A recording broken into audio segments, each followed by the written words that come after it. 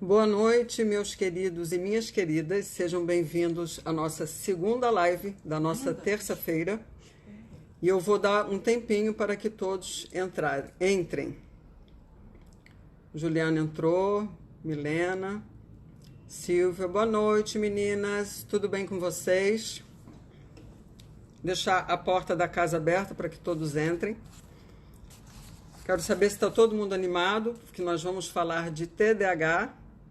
Então dá um sim aí para mim, dá um aceno. Juju, tá animada? Juju tá animada.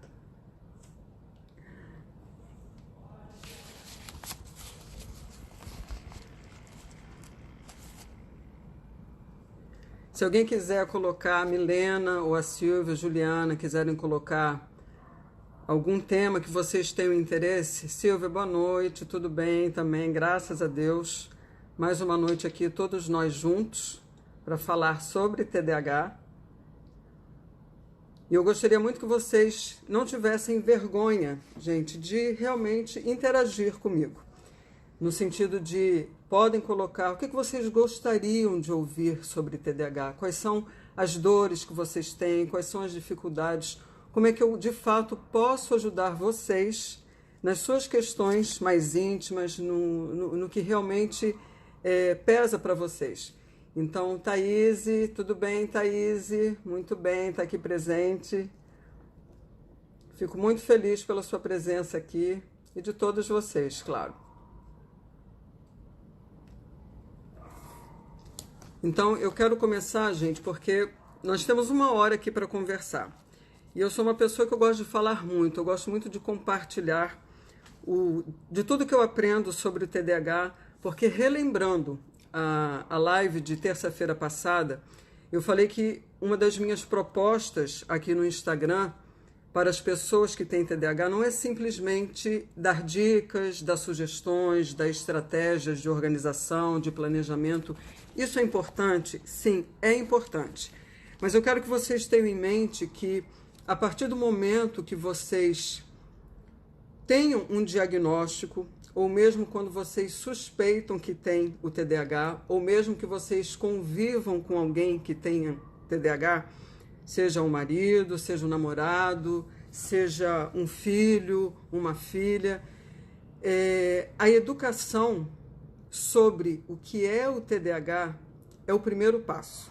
Então eu volto a falar, eu vou relembrar isso para vocês não esquecerem. A educação é o primeiro passo porque a partir do momento que você se inteira sobre o que é o transtorno, você começa a se compreender melhor, você começa a se entender melhor. A sua autopercepção é aumentada. Então a proposta do meu trabalho é levar a informação sobre o transtorno, sobre essa condição, porque muitas pessoas acreditam que não existe, que não é real, eu já ouvi isso de várias pessoas, mas ela existe, ela é real. E as pessoas precisam saber que é uma condição. O déficit de atenção é um transtorno neuroquímico e precisa realmente ser levado às pessoas para que vocês, que convivem com outras pessoas, saibam disso e não sejam mal interpretadas, não sejam rotuladas, não sejam julgadas pelas dificuldades que vocês enfrentam tendo TDAH. Então, isso é muito importante. A Luciana colocou aqui: oi, amei sua página, já falei com minha terapeuta. Elaine, muito obrigada.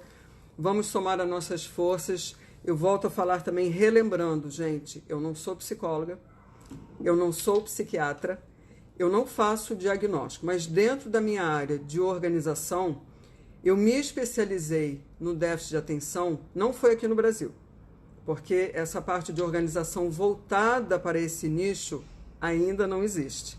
Então eu estou trazendo para cá exatamente porque a abordagem de organização para as pessoas com TDAH não é uma abordagem tradicional. A abordagem tradicional não vai funcionar. Então é muito comum as pessoas que têm TDAH falarem: caramba, eu compro livro de organização, eu assisto vídeo no YouTube, eu vejo no Netflix a série da Marie Kondo e eu não consigo me organizar sozinha. E isso é muito normal. Você não está em outro planeta, você não vive num mundo diferente, mas essa dificuldade é normal. Por quê? Porque a abordagem, principalmente de organização, que faz parte das funções executivas, é uma das funções executivas do cérebro, não vai ser da maneira tradicional, vai ser de uma maneira completamente diferente. E aí é que eu entro, exatamente para passar para vocês essas dicas, essas sugestões, as estratégias e também a educação, vocês entenderem como que o cérebro de vocês funciona.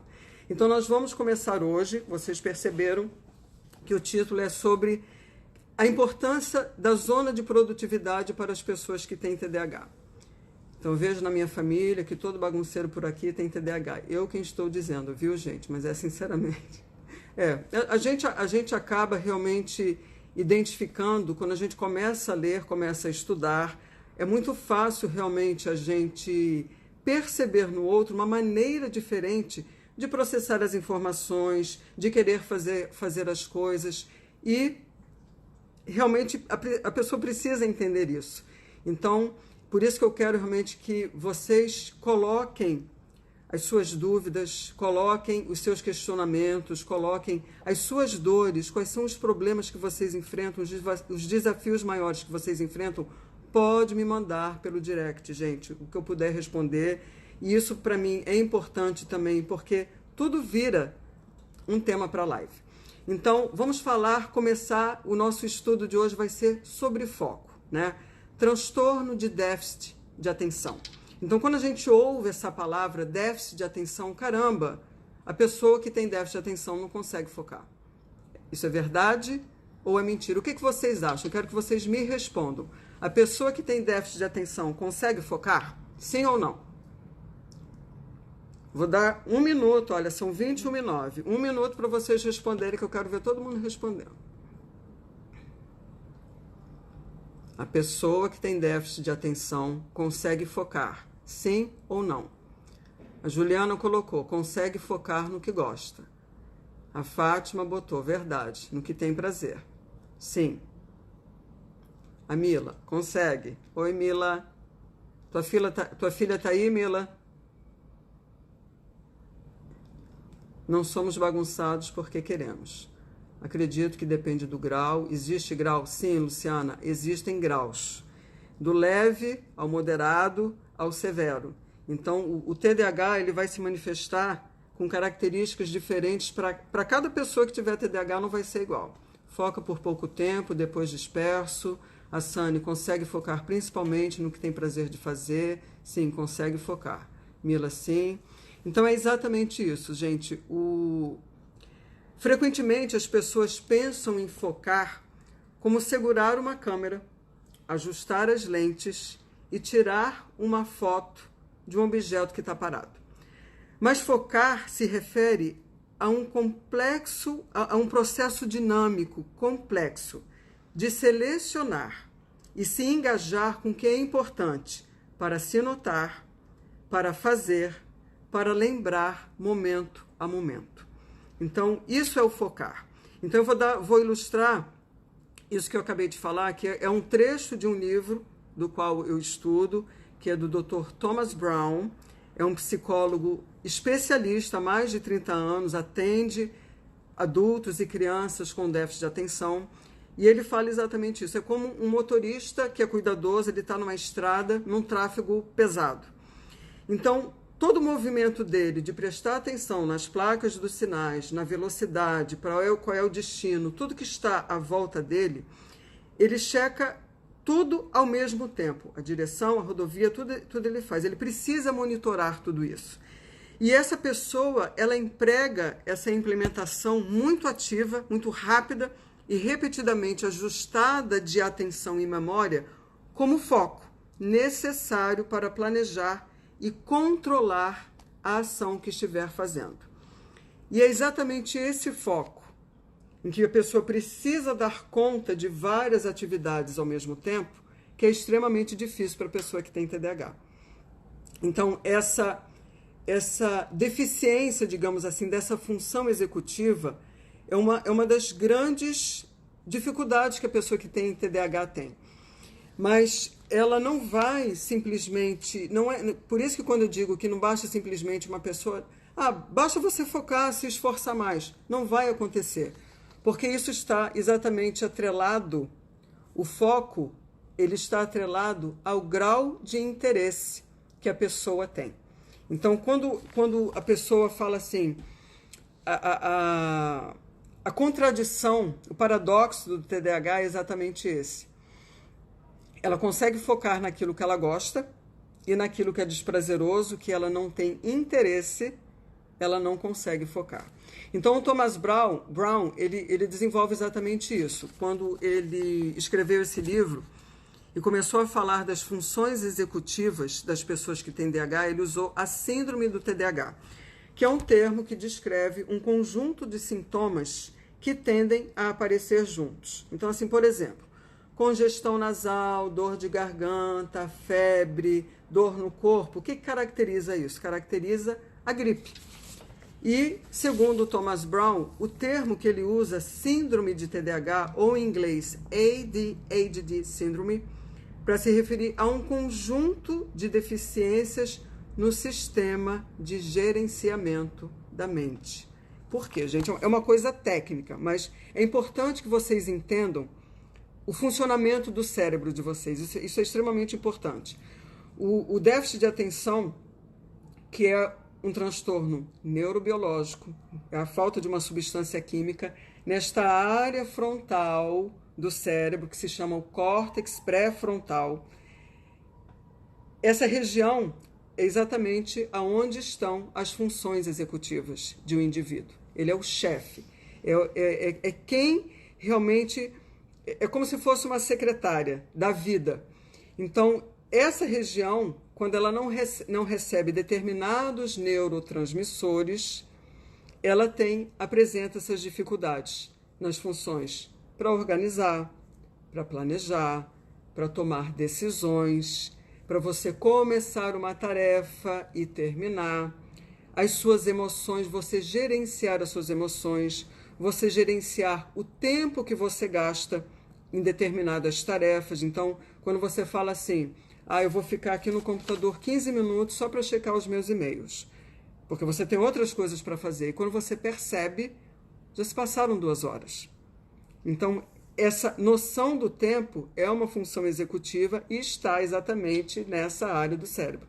Então, daí a importância de todos vocês saberem como é que se processa, para que vocês entendam e vão buscar realmente as estratégias e as soluções para driblar os sintomas. Então, em comparação com outras pessoas da mesma idade e nível de desenvolvimento, as pessoas com TDAH, com frequência, tendem a ter uma mente desfocada. Mas não é apenas para dirigir, como esse exemplo que eu dei, né, em que várias ações concomitantemente você precisa dar conta, mas em tarefas simples. Então, eu vou dar um exemplo da minha filha, que quando ela está focada em algo que ela gosta, e eu peço para ela desviar a atenção para fazer outra coisa, ela simplesmente fala assim, mãe, eu não posso fazer isso agora, porque se eu sair desse foco, eu não vou conseguir direcionar o meu foco para outra coisa e voltar para aquilo. E é exatamente essa questão. Deixa eu ler aqui, faço no automático, só para exatamente. Então, isso não significa que as pessoas com TDAH, elas nunca sejam capazes de se concentrar. Assim como as pessoas que não têm TDAH constantemente vão focar. Então, eu que não tenho TDAH, eu tenho momentos em que eu percebo o meu momento íntimo, que eu não estou pronta ali, realmente não estou naquele momento para focar. E a gente aprende realmente a desenvolver isso. Então, o que mais eu escrevi aqui? Embora todos os cérebros humanos se concentrem no que é interessante, o cérebro de quem tem TDAH se liga em termos de novidade ou de interesse. Então, principalmente quando há a hiperatividade, e é uma palavra em inglês que eles colocam assim, que é crave for stimuli, quer dizer, as pessoas ficam sedentas por estímulos. Então, daí, essa constante sede de buscar novidades, aí adentra naquela novidade, se empolga um pouco, daqui a pouco murcha, não quer mais e parte para outra coisa. Então são pessoas que geralmente têm múltiplos interesses, começam várias coisas ao mesmo tempo porque são interessantes, mas nunca terminam. Então isso é exatamente esse cérebro que está sempre em busca de novidade e de interesses. E as pessoas com TDAH, elas não podem intencionalmente, deliberadamente, prestar atenção em áreas que sejam desinteressantes. Não importa a sua importância. E isso leva ao que os profissionais de saúde mental chamam de variabilidade situacional. Então, assim, quando a situação é interessante e envolvente, ela acende os pontos fortes dela e as paixões dos TDAHs, e poucos, se houver, dos desafios das funções executivas surgem. Então, quando eu falei na live passada, a importância de vocês perceberem o que vocês gostam, isso em termos de carreira, né? Quando a pessoa faz aquilo que ela ama, os sintomas do TDAH, eles não ficam pronunciados. Por quê? Porque a mente dela, o Pablo está falando, você está me descrevendo, a mente dela consegue focar naquilo que é prazeroso, naquilo que é interessante para ela. E ela não vai, dificilmente ela vai se ver com problemas de focar. Pelo contrário, às vezes ela entra no modo hiperfoco, a casa está pegando fogo e ela esquece realmente das outras coisas que tem que fazer. Ou então no microfoco. Então, existem vários níveis de foco, a gente vai conversar sobre isso, que são padrões de comportamento do TDAH. A Luciana colocou aqui, quando você comentou sobre dificuldade emocional, as pessoas com TDAH podem apresentar dificuldades em demonstrar sentimentos? Com certeza, Luciana, a emoção, ela tem um papel fundamental no TDAH. Com certeza. Então, são pessoas que, lógico, lembrando que cada um vai mostrar determinadas características. Mas uma das grandes dificuldades das pessoas também que têm TDAH é a comunicação. Porque, muitas vezes, os sentimentos vêm de uma maneira que ela não consegue se expressar, porque geralmente não são pessoas racionais. São pessoas intensas, são pessoas emotivas, que sentem muito. E ao mesmo tempo que elas têm essa intensidade, elas não conseguem verbalizar essa intensidade. Então, tudo isso a gente vai conversar, porque são outras características que se apresentam, mas sim, elas têm dificuldade, sim, e é uma habilidade. A comunicação é uma habilidade, e principalmente a comunicação assertiva é uma habilidade a ser desenvolvida. Ela vai aprender a falar principalmente do que ela sente, e não acusar o outro, e não julgar o outro, ou cutucar o outro de uma maneira, quando tem essa impulsividade, ela burns out, ela simplesmente despeja algo que ela deseja falar e acaba se arrependendo do que falou. Isso é muito comum, essa agressividade aparecer, nessa fúria que vem do nada. Então, a Fátima, sou eu. A minha filha é assim também, às vezes ela estoura, e isso é muito comum. Então, a gente vai conversar isso também. Isso pode ser um tema de uma live, falar sobre as emoções do TDAH. Então, voltando para a questão do foco, as pessoas com TDAH não têm problemas em obter sucesso em certos empreendimentos onde a situação é interessante e elas podem usar seus pontos fortes. Então, quando vocês começam a se conhecer, começam a entender no que vocês brilham, quais são as suas conquistas, aonde vocês dão certo, onde vocês realmente conseguem utilizar todo o potencial que vocês têm no sentido de quais são os meus pontos fortes, porque vocês têm. Vocês precisam descobrir esses pontos fortes exatamente para focar nesses pontos fortes e direcionar a força que vocês têm, o talento que vocês têm para tudo que vocês desejam implementar. Claro, dizer que os desafios não existem, dizer que vocês se esforçam muito mais do que as pessoas que não têm, sim, isso é verdade.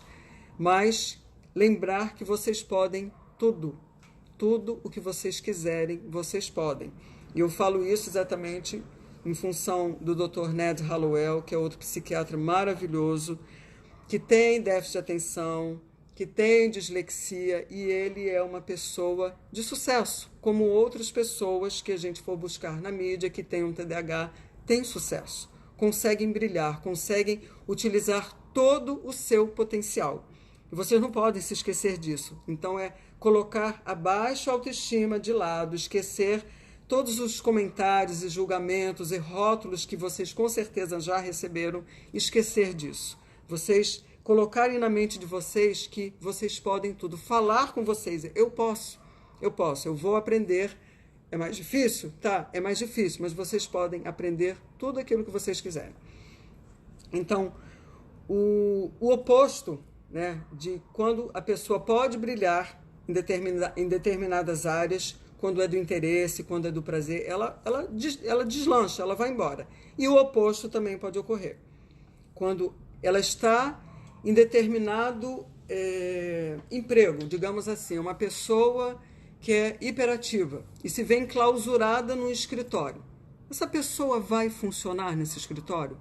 Essa pessoa vai colocar para fora todo o seu potencial, todos os pontos fortes que ela tem? Com certeza não. Ela vai odiar estar naquele ambiente presa, ser uma pessoa ativa, ser uma pessoa dinâmica, ser uma pessoa que precisa falar. Ela não vai funcionar. Então, ela precisa entender que ela precisa estar num ambiente que seja adequado à natureza dela, adequado à maneira que ela pensa, à maneira que ela quer fazer as coisas para brilhar. E essa variabilidade situacional é uma grande fonte de disparidade onde forças incríveis se manifestam ou fraquezas incríveis se tornam aparentes. E é essa variabilidade situacional que cria principalmente o paradoxo invisível do TDAH. O que é esse paradoxo? É o oposto do que alguém pensa ser a verdade. Então, dizer déficit de atenção.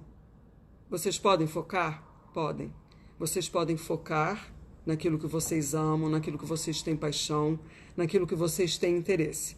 Agora, claro que a vida não se faz somente de coisas que a gente gosta. A gente precisa desenvolver o foco para aquilo que a gente não gosta. A Sami coloca assim: desde pequena fui tratada sendo inferior às pessoas. Cresci ouvindo isso, mas hoje tento trabalhar ao máximo isso comigo. Sani, você não é inferior. Déficit de atenção não tem nada a ver com inteligência, não tem nada a ver com força de vontade, não tem nada a ver com falta de caráter, não tem nada a ver com preguiça, não tem nada a ver com isso. Lembre-se, o déficit de atenção existe, ele é real, ele é um transtorno neurobiológico e ele tem tratamento. Você vai poder realmente, esse lado de quando a autoestima da pessoa que tem TDAH é minada, ela realmente sofre muito na sua autoestima, aí a gente busca um terapeuta cognitivo, comportamental, um psicólogo que realmente trabalhe as suas emoções, porque você precisa realmente voltar a se enxergar para você brilhar, para você realmente usar todo o seu potencial, todo o seu talento, porque você tem talentos, você tem realmente todos os pontos fortes. Você só não consegue ainda enxergar porque você foi muito massacrada com tantos rótulos. E a pessoa que vivencia essa crença, ela desde pequena, ela vai levar para a fase adulta, infelizmente. Então isso precisa realmente ser trabalhado para você acreditar, voltar realmente a acreditar em você. A Thaís, eu consigo fazer isso, aprendi a ficar também no que não gosto, descubro alguns recursos, contudo, de fato, é mais difícil. A Fátima Belfort, zero autoestima, focar. Sim, tudo isso, gente, que eu estou falando, o focar, existem estratégias, sim, para a gente aprender a focar, a criar um momentum para focar naquilo que a gente não gosta de fazer. A gente vai conversar sobre isso. Então, nós vamos agora, sabendo agora que a sua falta de atenção, ela está relacionada ao grau de interesse que você tem por algo, como ser produtivo, né? O que fazer quando simplesmente você fala, não basta sentar na cadeira e dizer que eu vou fazer algum trabalho, porque você não consegue fazer. Por quê? Nós vivemos, sua fala faz sentido para mim, nós vivemos numa sociedade onde os estímulos nos distraem. E, dependendo do grau de intensidade do TDAH, qualquer barulho, qualquer estímulo exterior ou mesmo interior, que aí são os pensamentos, né? A pessoa hiperativa, ela está constantemente pensando e não consegue focar em função, às vezes, até desses estímulos interiores. Como criar esse ambiente onde você pode ser produtivo? Então, eu vejo muito, em tudo que eu leio sobre organização para TDAH, de que uma das grandes distrações, o que é hoje em dia? É a mídia. É celular, é a internet, é o Twitch, é o Facebook, é o WhatsApp. São várias situações das mídias sociais. Tudo isso é bom? Gente, é bom. Vocês podem usar? Sim, podem usar. Mas tem momentos em que realmente a gente tem que deixar de lado para poder produzir, para a gente poder trabalhar, para a gente poder focar. Então, saber direcionar esses momentos é um aprendizado. Por quê?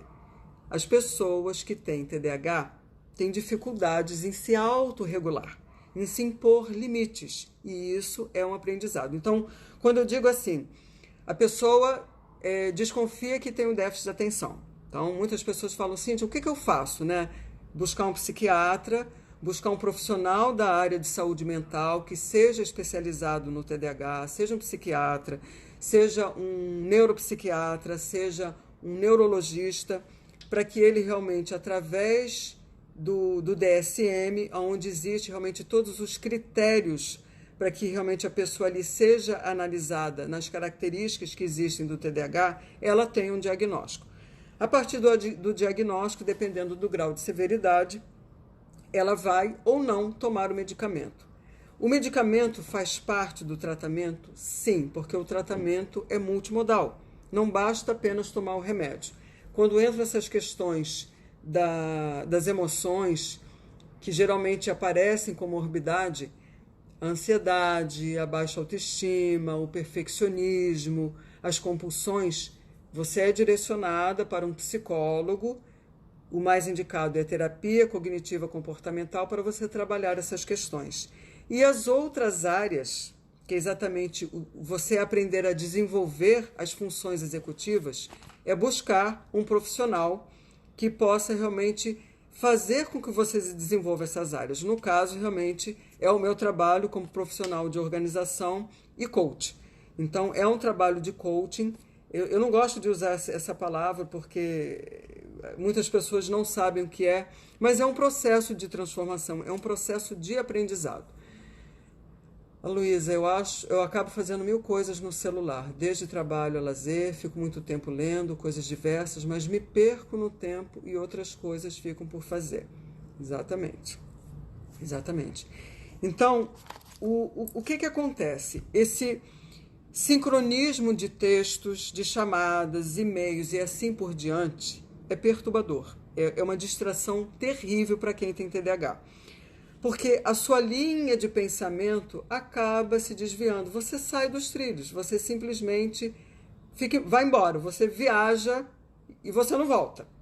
Então, o celular, principalmente o celular, é um problema muito sério. E a maioria das pessoas, quando ela se distrai, né, tipo, pega o celular, dá uma olhada aqui, ela consegue voltar para os trilhos normalmente, ela não tem problemas. A pessoa que tem TDAH, ela consegue voltar nessa facilidade? Geralmente não.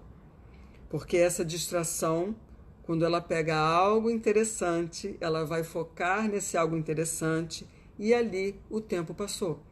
Ali ela foi embora e ela não volta. E aí é que vem realmente os problemas oriundos dessa distração. Então, o cérebro de quem tem TDAH, ele precisa de zonas sem interrupção. O que são essas zonas sem interrupção? São zonas em que você, como os indivíduos são propensos à desatenção, determinados cenários, determinadas situações vão lhe exigir que você vá para outros locais em que esses estímulos realmente não te atrapalhem. Então, quando você tem uma tarefa ou projeto atual que é urgente, ou então você tem uma data limite para entregar determinado trabalho. Quando a sua tarefa está atrasando o trabalho de outra pessoa, isso também é muito comum de acontecer. Quando a tarefa é complexa ou requer uma curva de aprendizagem acentuada, quer dizer, você vai ter que despender um tempo maior para aprender determinada coisa.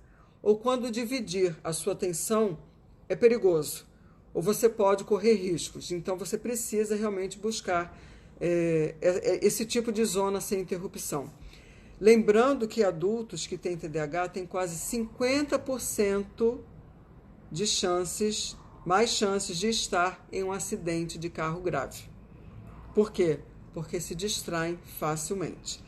Então, eu já vou dar uma dica assim, você dirigindo, se você perceber que você tem esse comportamento de se distrair enquanto dirige, você colocar realmente no telefone já uma mensagem, caso alguém te ligue, de você realmente ligar depois que parar de dirigir ou realmente estiver numa situação em que você esteja segura. Mas não jamais pegar o telefone, gente, pelo amor de Deus. Pegar o telefone para ler e-mail, então a gente vê isso, né? As pessoas estão... Eu passei anos tendo acidentes com carro, isso foi o Marco. Pois é, Marco, você vê o perigo que é. Porque realmente a distração vem e são frações de segundos. Mesmo quem não tem já é uma coisa perigosa, as pessoas que têm TDAH, que estão mais propensas às distrações, se torna uma coisa elevadamente perigosa, com certeza. Então, onde os cérebros de TDAH podem ser mais produtivos? Então, a Judith Kolber, que é uma profissional de organização americana, que exatamente ela é especialista também com os clientes dela com TDAH, ela no início da carreira dela, ela buscava para os clientes zonas que fossem calmas para que as pessoas pudessem produzir. Aí ela buscava nos ambientes de biblioteca ou salas em que a pessoa ali ficasse fechada para poder se concentrar, mas não deu certo. Por quê? Esse silêncio total, na realidade, atrapalhava, não era benéfico. E ela começou a perceber que ela realmente... Era muito mais o barulho dos pensamentos na cabeça dos clientes que falavam mais alto, são as distrações internas. Então, ela colocou assim, que uma boa zona de não interrupção não é necessariamente um lugar calmo. Ele permite que você suspenda intencionalmente as mensagens, as chamadas, os e-mails, os alertas, as notificações, os bips e tudo mais, tendo um nível não perturbador de agitação ao fundo, para bloquear o ruído exatamente dessa mídia. Então, eu vou citar assim alguns lugares, eu quero até que vocês me respondam se isso faz sentido para vocês. Eu digo que a minha filha, que outro dia, sexta-feira agora, ela está na faculdade, ela precisava estudar e ela estava no meio de uma festa. E o barulho em volta dela atrapalhou? Não. Ela disse que aquele barulho que estava em volta dela fazia com que ela se concentrasse nos estudos. Então, essa percepção de como você assimila as coisas, como é que você absorve o conteúdo, seja do que for, né, de um livro que você está lendo, vocês precisam perceber aonde eu funciono melhor. É num ambiente silencioso? É um ambiente onde eu não vou ouvir nenhum barulho? Sim, pode ser que a sua mente funcione assim, mas pode ser uma mente que precisa estar dentro de uma cafeteria, onde ela está ouvindo os barulhos à volta dela, mas faz com que ela se concentre, ou com fone de ouvido com música, uma música mais calma, mas faz com que ela se concentre. Então, essa percepção, cada um realmente vai ter uma maneira de assimilar as coisas, de estudar, de trabalhar, de fazer um projeto. Cada um precisa perceber como que você funciona. Então, ela dá as áreas de lobbies de hotel, cafeterias, um carro estacionado no meio de um estacionamento mais agitado, bancos de parque, as áreas de alimentação de shoppings, porque você consegue às vezes ter o movimento, ter o barulho, mas aquilo não faz com que você se distraia e perca o foco. Pelo contrário, aquilo te ajuda a ter foco e te ajuda realmente a produzir. Mas a dica é, mesmo que você esteja nessa zona de produtividade, ainda assim, você terá que suspender as interrupções externas temporariamente para realizar o seu trabalho. Então, é colocar o seu celular rendo nos estudos. Desculpe o corretor. Tem uma biblioteca aqui em Brasília que tem uma fonte e eu rendo muito nos estudos. É a Thaís. Eu lembro que a Thaís conversou comigo que ela precisa de silêncio. Então, isso funciona para alguns, o silêncio vai funcionar para alguns, com certeza. Porque qualquer barulho... Eu acho assim, eu percebo que vai depender muito, Thaís, do momento da pessoa. Quando eu disse para a Luciana que a emoção ela tem um papel muito grande na produtividade da pessoa que tem TDAH, dependendo do estado emocional em que ela se encontra, ela talvez precise desse silêncio total e talvez não, talvez ela precise estar do lado de alguém conversando ou ouvindo música ou vendo televisão. E isso que é complexo, porque está muito realmente atrelado à emoção, ao momento que aquela pessoa está vivendo naquela hora.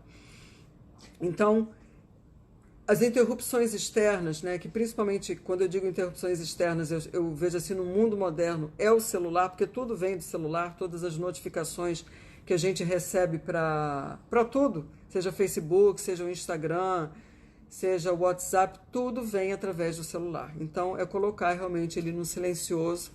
E como fazer isso? Aí vai uma dica, se vocês quiserem anotar, é definir o seu alarme de 20 a 30 minutos no teu telefone. Então, você vai guardar no bolso, no porta-luvas, embaixo da tua perna. Você agora tem 20 minutos para ignorar tudo isso.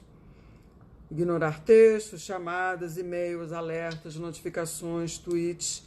E você vai continuar redefinindo o seu alarme até concluir o que você está fazendo. Então, isso é o que, gente? É um exercício? Sim. É um exercício, é uma construção de um hábito. Vocês estão acostumados? Pode ser que não. Ou então, tem alguém que já percebeu tudo isso e já tenha implementado esse hábito. A técnica Pomodoro. A técnica Pomodoro, ela tem, Thaís, os 25 minutos e o break, né, o intervalo de 5 minutos. Mas nesse caso, não é fazer isso, é você realmente colocar de 20 a 30 minutos para o alarme tocar e você vai perceber realmente... Pode até dar um break, eu acho muito legal dar um break até por causa do cérebro. Pega um cafezinho, alguma coisa, mas não esquecer do break, redefinir o alarme e continuar. Continuar a fazer o que está fazendo até terminar, porque essa é uma grande dificuldade de quem tem TDAH. Começar uma tarefa e terminar essa tarefa. Então, a gente precisa criar essa ambiência, a gente precisa criar um espaço que seja adequado e amigável à nossa maneira de ser. Então, como cada um realmente se apresenta de uma maneira, tem características diferentes do TDAH nas suas expressões, é perceber exatamente como que você vai produzir melhor. Aí o Marco pergunta, mas e quando você é casado? Marco, é exatamente conversar. A pessoa que convive com alguém que tenha TDAH, ela precisa estar ciente das suas dificuldades, ela precisa estar ciente dos seus desafios, porque para ela, para sua esposa, muitas coisas podem ser muito simples de serem feitas, mas para você não é. E se ela não tiver essa compreensão do nível de desafio que é uma determinada tarefa para você, realmente ela não vai conseguir te ajudar. Então, é ter essa comunicação assertiva de que você precisa de um espaço ou silencioso ou daquele tempo para você realizar aquilo que você precisa realizar, mas é através da comunicação. E é uma habilidade, é você expor realmente os seus desafios, as suas dificuldades. E ela com certeza vai entender e vai te ajudar. Que isso faz parte de quando a pessoa precisa desse suporte, é contar realmente com alguém que te dê esse apoio na sua dificuldade sem te julgar, sem te criticar. Marco fala, as distrações para mim são péssimas, preciso ir do início ao fim. Eu entendo. E Marco, o que você costuma fazer para evitar as distrações? A Thaís, Marco, faça um acordo com sua esposa. Avise que vai precisar de concentração, ensino isso aos meus alunos, que eles avisem que vão estudar para que a família que não atrapalhe. Sim, tudo, gente, gira em torno do que eu falei do início, a educação. É educar as pessoas que convivem conosco dos nossos desafios, das nossas dificuldades, explicar o que é simples para você, para mim não é tão simples. Eu preciso de um ambiente apropriado, eu preciso de uma acomodação apropriada para mim para que eu realmente possa funcionar melhor. Quando preciso ser produtivo, trabalho com TI. E outra dica que eu vou dar para vocês também, gente, caso vocês...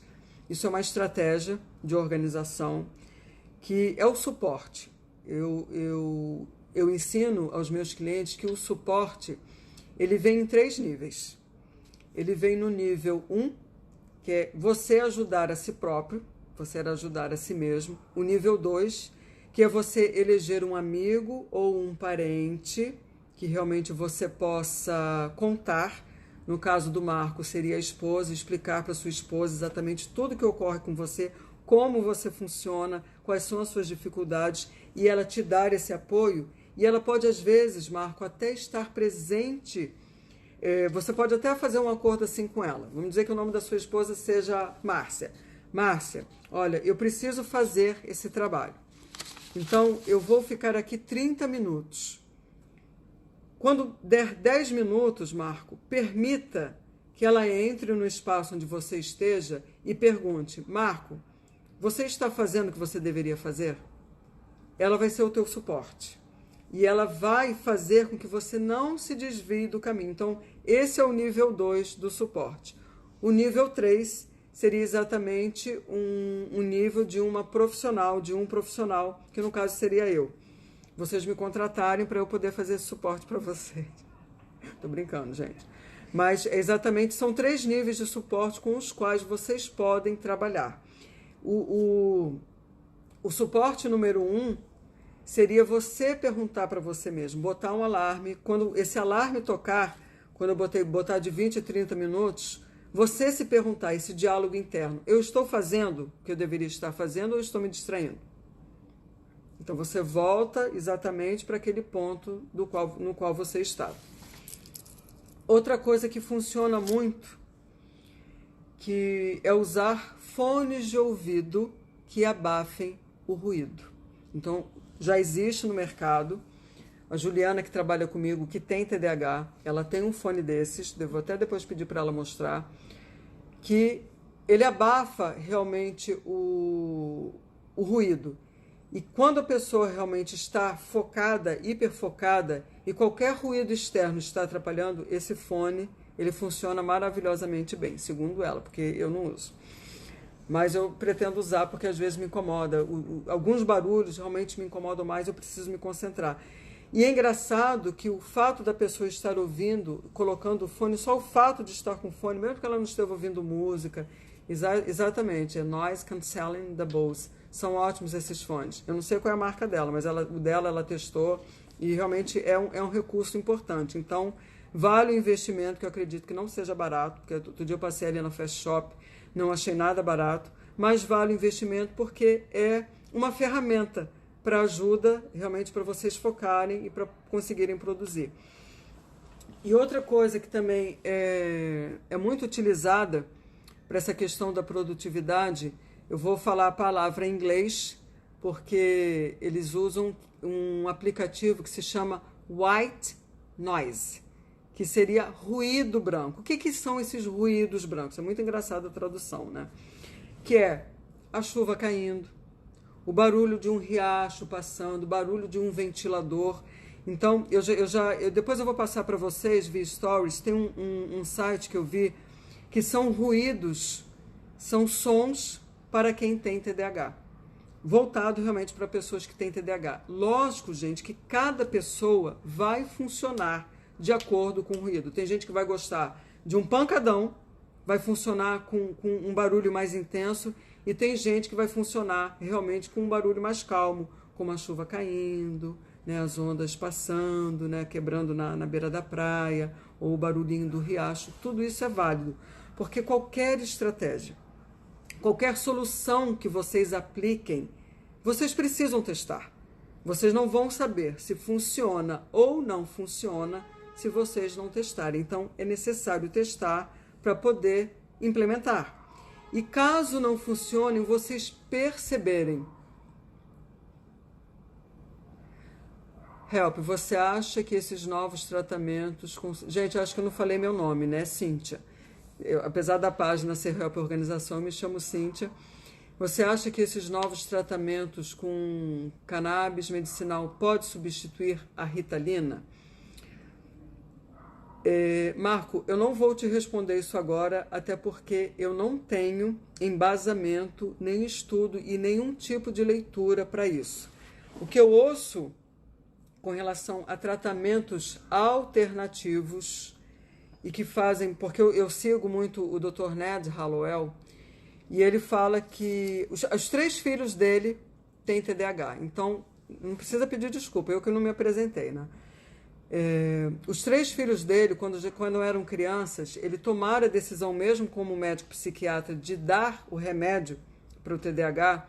Foi realmente um dilema para ele chegar a essa conclusão, dou ou não dou, né? Ele ficou para essa tomada de decisão. E num dos capítulos do livro dele, que é Driven to Distraction, que não tem tradução para o português, gente, infelizmente, como a maioria dos livros para TDAH, ele coloca assim a posição dele junto à esposa, que ele percebeu que não dar o medicamento era muito mais impactante, deixar elas não tomarem do que elas darem. Porque ele diz que o medicamento é seguro. Então, a minha filha toma o Venvanse, todo dia, 30 miligramas. Para ela se adaptou muito bem. Mas lembrando que tem muitas pessoas que têm medo de se viciar.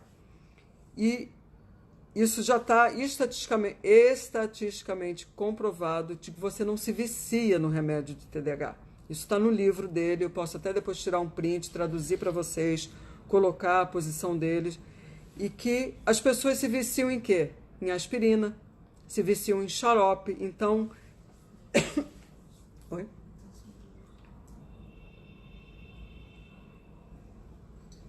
Elas se viciam em quaisquer outras coisas, em medicamentos banais.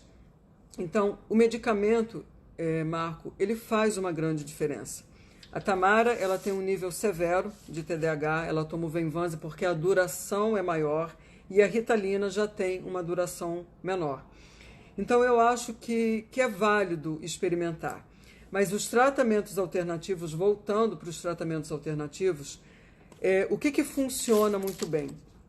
Que é, assim, uma condição sine qua non para que o cérebro realmente receba esses neurotransmissores. É o exercício. O exercício faz uma grande diferença na vida de quem tem TDAH.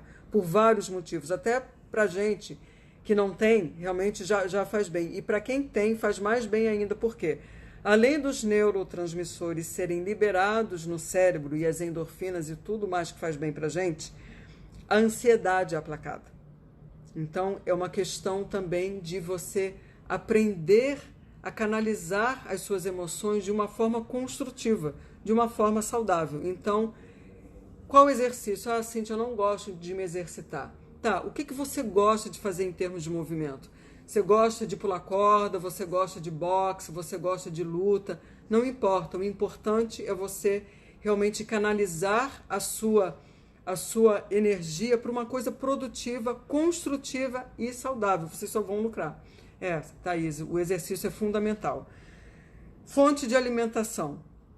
É importante o açúcar, diminuir o consumo de açúcar, sim, porque dá um pique, né? Aquele pique instantâneo, vocês ficam acelerados, assim como o carboidrato, diminuir a ingestão, a cafeína também, e alimentos integrais, alimentos que tenham bastante ômega 3 e 6, isso faz muito bem. Então, e meditação. O que seria essa meditação? É importante trabalhar a respiração, é importante vocês se observarem no momento em que vocês precisam parar. Então, vocês têm uma tendência muito grande a se sobrecarregarem com as coisas, vocês abraçarem o mundo achando que vocês vão dar conta de tudo, que vocês vão arrumar tempo para tudo, e vocês não vão. E isso causa realmente uma sobrecarga, não só no mental de vocês, no físico de vocês, porque vocês não conseguem desacelerar, e isso faz mal. Então, quando vocês começarem a perceber, caramba, meu cérebro já está fechando, eu não consigo absorver mais nada, eu não consigo aprender mais nada, eu não consigo nem ouvir o que o outro está falando, parem, deem esta pausa para vocês. O Marco coloca, meu Deus, acho que a meditação para mim seria o ápice do impossível. É um aprendizado, Marco. Lembra que eu falei que o tratamento não envolve só o remédio, não envolve só a terapia.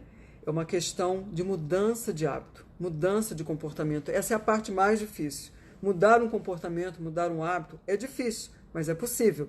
Mas a gente tem que querer, a gente tem que fazer as escolhas, o que é mais funcional para a gente no sentido do que é benéfico para a gente. Então, a meditação, ela realmente faz parte. Assim, não é você ficar 20 minutos parado, mas assim, a pausa que eu digo, o que você poderia fazer que te traria um grande benefício para você se acalmar?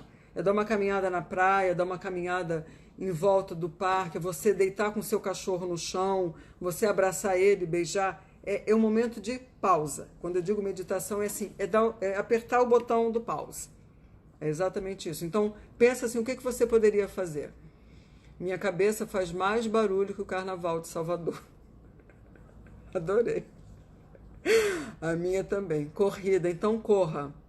Corra. Seja adepto da corrida. Corrida, eu amo correr, só não estou podendo correr por causa do meu joelho, mas correr, gente, é maravilhoso. Eu não gostava de correr, eu aprendi a correr e eu amo correr, mas é muito bom. Eu acho que a Sani pediu para gravar, que passou aqui, a Juliana está falando para mim, que ela pediu para gravar nos stories. E então todos esses tratamentos alternativos fazem parte, são bem-vindos e podem e devem ser testados. Eu acredito que muitas pessoas optam por não tomar o medicamento, é uma opção, claro. Eu acho que é mais difícil funcionar sem o medicamento. E depois eu também quero falar, até porque, lógico, cada um tem uma religião. Mas eu estava vendo outro dia um vídeo, eu sou kardecista, né? Eu sou espírita, e eu estava buscando exatamente outras explicações para o TDAH. Então, foi uma coisa muito interessante, um vídeo que eu vi a respeito disso. E um dos tratamentos foi de um médico endocrinologista. Ele estava dando uma palestra internacional falando sobre a epilepsia e o TDAH. Achei muito interessante. Depois, quem quiser, pode me mandar um direct para querer assistir.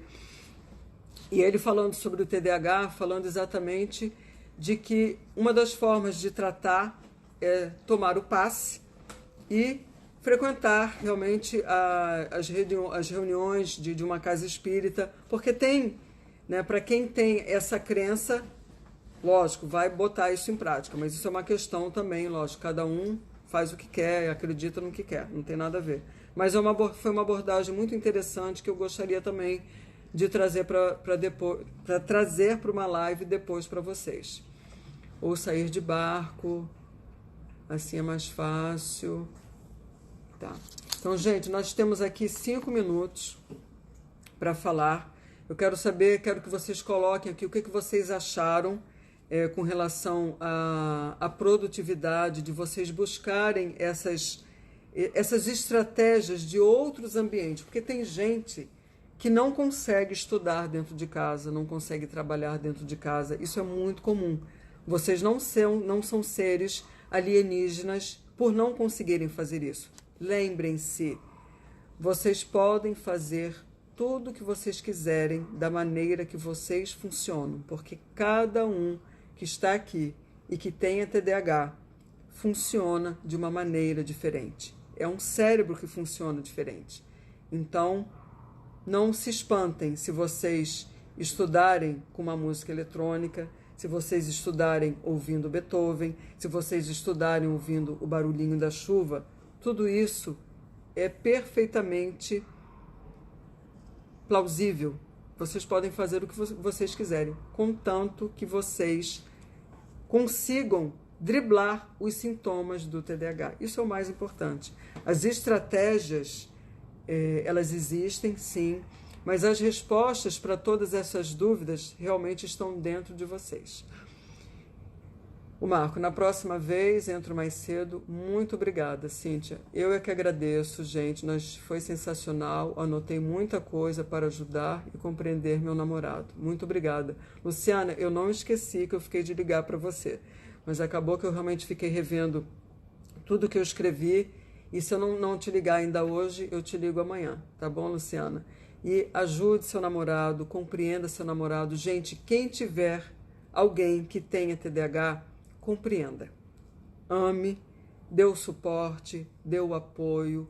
Eu sei que muitas vezes é difícil, mas todos nós precisamos disso, compreendermos uns aos outros. Isso é o mais importante. Todos nós temos dificuldades, todos nós temos desafios, então nós precisamos realmente compreender o outro nas suas dificuldades e ajudar essa pessoa no melhor que nós pudermos dar para ela. Eu amo todos vocês, meus TDAHs. Espero que vocês tenham gostado da live de hoje. Espero que possamos nos ver na terça-feira que vem. Já coloquem no calendário de vocês, no celular. Coloquem no post-it, no espelho do quarto, no espelho do banheiro, no espelho do carro, para vocês lembrarem que a live será toda terça-feira às 21 horas. E não tenha dó dele, não. Dicas valiosas. Sempre muito esclarecedor. Obrigado, Juju. Então, temos aqui 2 minutos. Eu agradeço muito a presença de todos vocês, o tempo que vocês aqui despenderam comigo. Espero que tenha sido útil para todos vocês essas dicas. E nos veremos na próxima quarta-feira. E mandem coraçõezinhos, porque eu gosto desses corações para saber que vocês gostaram ou não. Essa é a maneira que eu tenho de interagir com vocês. Tá bom, gente? Então, um beijo grande para vocês. Uma boa noite. Não durmam tarde, porque é outro hábito que vocês têm de dormirem muito tarde, que eu sei que vocês têm. A gente vai conversar sobre isso, sobre esse hábito de dormir muito tarde. A cabeça fica, né, girando, 3 milhões de pensamentos. Eu sei, eu conheço vocês. Tá bom, gente? A Luísa, eu não consigo estudar em casa. Busca outro local para estudar, Luísa. Vai para a rua, para uma cafeteria, veja, para o parque, para o clube, mas busca outro local, já que você não funciona na sua casa. Beijo para vocês, gente. Amo vocês. Boa noite.